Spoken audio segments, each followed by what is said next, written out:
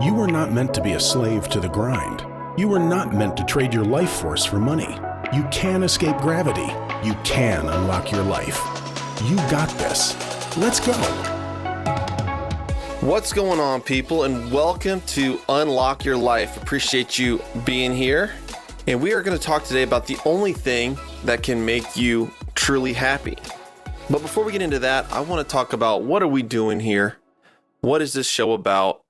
This show is about achieving your potential, unlocking your life. You don't have to be a slave to the grind, and trying to instill some borrowed belief into your frame of reference there to see, hey, I don't have to stick around in a job that I hate. I don't have to trade my time for money. I don't have to do things that don't fulfill me. I don't have to spend my life not pushing forward. So our big idea today, the only thing that can make you truly happy is when you are making progress. For a really long time, I focused on the end goal, and I would look out into the future, maybe 3 years, 5 years down the road, or 10 years. Hey, I'm going to be happy when I'm retired. I'm going to be happy when I have this car. I'm going to be happy when I have this amount of money in my bank account. I'm going to be happy when I have a certain amount of real estate.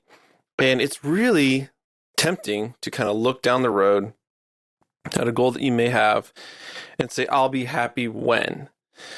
But that really is a fallacy, because what generates happiness is simply making progress. When you are making progress towards a goal, towards a checkpoint, that is when you're truly happy.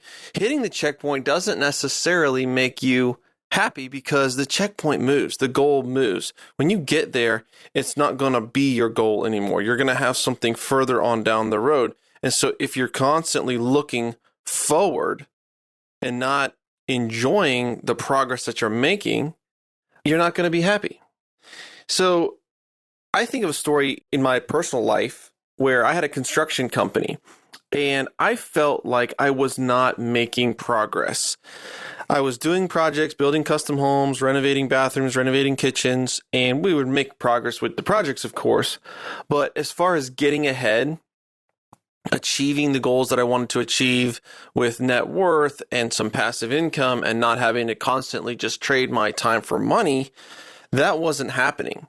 And I became really, really unfulfilled by it. I mean, there's an old story you probably heard about people who they paid to dig a ditch, and then the next day they paid them to fill the ditch back in. And after a few days, everybody started quitting. And no matter how much they paid them, they could not get people to show up to dig these ditches because there was no purpose to it. There was no progress being made. They're doing a futile thing. And that's how I felt with building these homes and renovating. It was enough to keep the lights on. It was enough to keep the wheels spinning to pay my employees. But I really just had a job.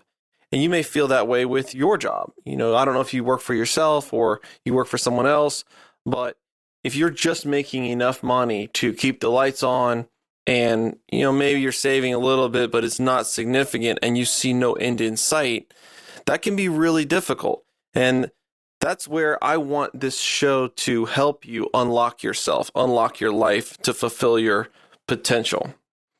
So I want to drive this point home. Life is a journey, and we're not necessarily happy just by hitting that destination or that goal. Is that true? Well, I think about this summer. This summer I went up to Ohio. My wife lives up there, or my wife's family lives up there. My wife lives with me in South Carolina. But we went up there and we spent a week, and my wife said, hey, can we spend a little bit more time? We ended up spending another week and eventually 3 weeks up in Ohio. It's super hot in South Carolina, very humid. And so we made the time to spend about 3 weeks up in Ohio. But at the end of that, I was pretty unhappy because I felt like I wasn't making significant progress towards my goals. I was having a lot of time off. I was fishing. I was hanging out with the kids, and that was fun and that was important. And I'm not saying that you shouldn't do that or anything against that. However, I was not progressing in the manner that I wanted to on my journey. And after 3 weeks, it was like, I got to get home. I want to work. I want to, fulfill my destiny and make progress towards the goals that I have. And we see this in retirement. I was looking up a statistic that people who retire at the age of 55, men who retire at the age of 55 are 89% more likely to die within 10 years versus those that retire at 65. So it's just kind of further cementing that human beings need a purpose. They need to be able to make progress. And when they just have a lot of time on their hands, a lot of free time, they don't know how to use it and they don't know what to do. So how do we make progress? How can we make significant progress towards where we want to go? There are such things as keystone habits.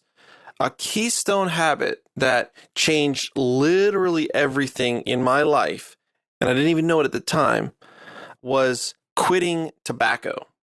So in 2019, I decided to quit tobacco. And I had quit tobacco before, or tried to, but I had started dipping like Skull smokeless tobacco when I was probably 19 years old. And it enslaved me for 18 years. I mean, a can a day, very religiously. I would buy the Copenhagen Wintergreen long cut, stop by the gas station, had to have it. Then there would be times where I would quote unquote quit. And then a month later, I'd be falling back into it. Now I'm trying to hide it from my wife and my kids. And then they're finding a dip cup here and there. And this thing was just messing with me. And I would see people smoking or dipping or drinking too much, with alcoholics and think, man, they don't have discipline. They're enslaved by that. And realizing, so are you. You are in that exact same boat with Skull. And so I finally decided to do something about it.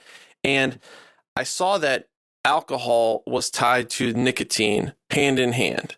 Because anytime that I went for a few months without falling back into nicotine or relapsing, it was because of alcohol. I'd be at a party, I'd have a few drinks, and my self-will, self-discipline would go down, and I would throw in a dip, or I'd have a cigarette, and then that would lead to dip. So I made the commitment that if I wanted to change this, I was going to have to implement a serious discipline and quit drinking for a solid year to kind of break this addiction chain to smokeless tobacco. And so I decided to do that, and it worked. After a month or two, I wasn't really wanting the nicotine. Your body kind of breaks that addiction fairly fast, but it's just a habit. But not drinking alcohol also reaped a lot of benefits. I didn't realize it, but I was wasting a lot of days, not feeling 100%, feeling a little bit foggy, or coming home, having a few beers, and now you're tired and you don't want to interact with your children as much. You don't want to interact with your wife as much. You're not totally present because you're a little foggy.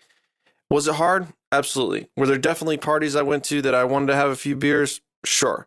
But it broke the chain of addiction with nicotine. And also, I was hitting on a whole nother level when I was not drinking for a year solid and not having any nicotine. I mean, no stimulants at all for a solid year. And that was the year that I kicked off my multifamily career. I mean, I went from 2 or 3 trailers and 2 rental homes to over 200 units in a year because of that head down focus. And now, we're pretty close to 1,000 doors because of what I kicked off on that chain reaction. And so the point I'm trying to make is discipline brings freedom. Discipline brings joy. What does that mean? Well, freedom. I wanted to be free from the tobacco. And in some ways, I wanted to be free from the alcohol too. I didn't even realize it at the time. But I needed to implement that discipline in my life to bring that freedom. And I was happy. It felt good to do hard things. I'm going to say something and I want you to listen closely. I believe every single one of us, without fail, without exception, every single one of us, including you listening to this message right now, we have greatness inside of us. We are capable of achieving great things. And the difference between those that do and the difference between those that don't is simply the ones that are willing to lean into those hard things. They are willing to lean into those disciplines and consistently do them day in and day out. And that's the people that unlock their life, unlock those areas of greatness and expertise, and do things that are completely incredible. So, discipline is bringing joy. I want to move on to my next point, which is comfort. What is comfortable for you right now? Well, I think about it's comfortable maybe to stay in the job that I'm in. It's not great, but it's not horrible. It's somewhat comfortable. And it's more comfortable than quitting my job and doing something completely different. It's comfortable to lay on the couch. It's comfortable to eat Doritos versus eating a salad. It's comfortable to sleep in. It's comfortable to not go to the gym. This is something that I've always struggled with, was working out consistently, because I like to be comfortable. I mean, working out, it hurts, right? You're putting your body under stress and pressure, and, not injury, but it definitely is not fun. For me, when I work out, I get nauseous, especially when I first started, because I was in terrible shape. And I don't like that. It's definitely not comfortable. And even to this day, I wake up and I'm in the shower and I'm thinking, okay, is today a day that I have to work out? Yes. Oh man. Okay. That's tough. Or I think, no, I don't have to work out today because I worked out yesterday. That's great. However, if I don't work out day in and day out, like after a week or so, then you start to feel a little bit guilty, and you're not making progress towards your goals. And so what is comfortable now is not comfortable later. Going back to the story about the tobacco and the nicotine, man, using Copenhagen, having a dip after a meal or right after coffee or when I'm tired or need some energy, man, it was very comfortable. It was very relaxing. It was very fun, really nice. But what's not comfortable is watching your son pick up the habit. It's not comfortable to get jaw cancer. It's not comfortable to get stomach cancer. It's just not comfortable to have those results of what you're doing on the end, but it's really comfortable right now. Thinking about investing. I'm investing some in crypto, and that was very uncomfortable. I didn't understand it. I didn't have the time to learn about it, and it was a lot more comfortable to just continue to only invest in real estate because that's what I knew. And yet, one of my mentors in my life was very into it, and he told us that we needed to pay attention to it. It wasn't a fad. It wasn't going away. And so I started spending time researching it. We got a consultant who'd been in the space for 7 years. I got a good advisor about it. But at the same time, at some point, I had to pull the trigger. And I put fairly significant amounts of money into, depending on your opinion of crypto, bits and bytes and air on the internet. I mean, there's really no physical, tangible asset there, like bricks and sticks of real estate. And that was very uncomfortable for me. But what is uncomfortable now is very comfortable later. It is amazing later. And each example that I'm talking about, making the investments, whether they're in real estate or crypto or in your education or whatever, they pay massive dividends. When I work out, now that I've been doing it for 2 years, I'm in shape. I like the way that I look in the mirror. I can pick up a couch and move it across the room and I don't get sore. I can go chop wood with my dad on a Saturday and I'm not throwing my back out and have to go to the chiropractor for a couple days afterwards. That's where I'm living a lifestyle where I've earned this health level, and it's only going to compound as I get older, right? Because I will continue to maintain a level of health that will be comfortable. It's not fun to be overweight and your joints hurt and your feet hurt and you're getting diabetes and you're getting gout and all these other complications and health problems that come from, eating a bunch of cheeseburgers and Doritos. It's like, I love cheeseburgers and Doritos. I want to eat all the cheeseburgers, but that's not going to be comfortable later on down the road. Same thing with my construction business. Like I just was making, $150,000 a year, rolling along, wasn't uncomfortable, wasn't super comfortable, but was doing okay. And yet I saw, Jennings, when you're 50, 60, 70 years old, what are you going to do? You are not going to have enough income to maintain this, and you're going to have to do this for the rest of your life. If you want to do this for the rest of your life, fine. But if you don't, if you want to have some time to spend with your family and your kids and your grandkids, then you need to start doing some things that are uncomfortable now. And so one of the most uncomfortable things I did was I bought an education course.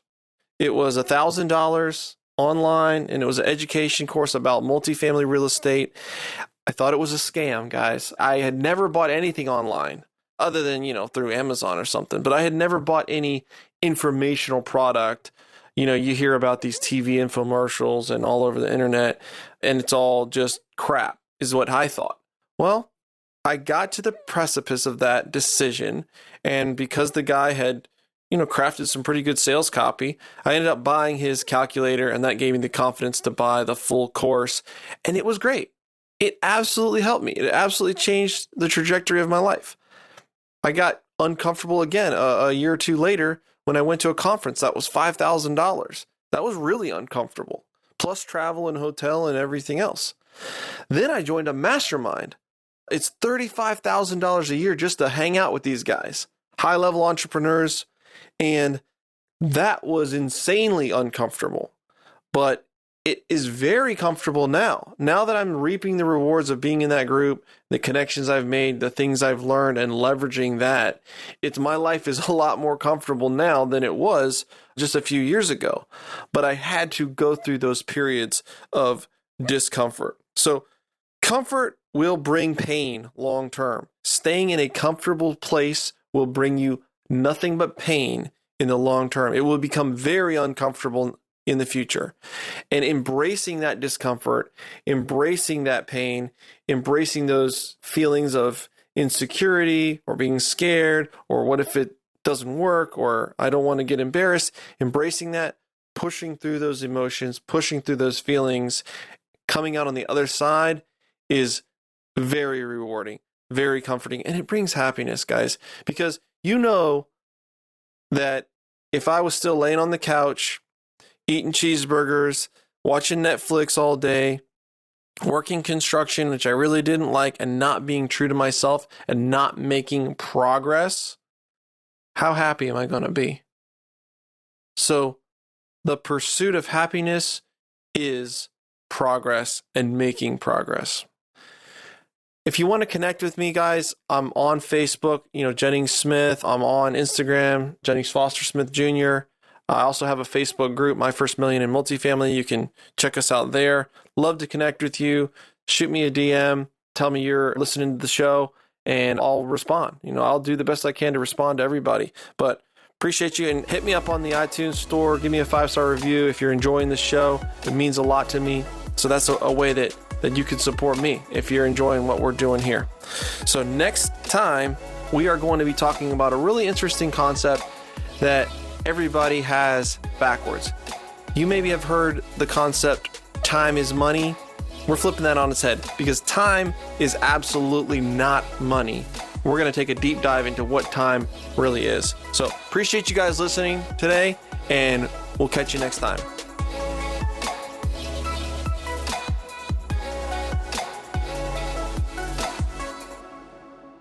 This is the podcastfactory.com.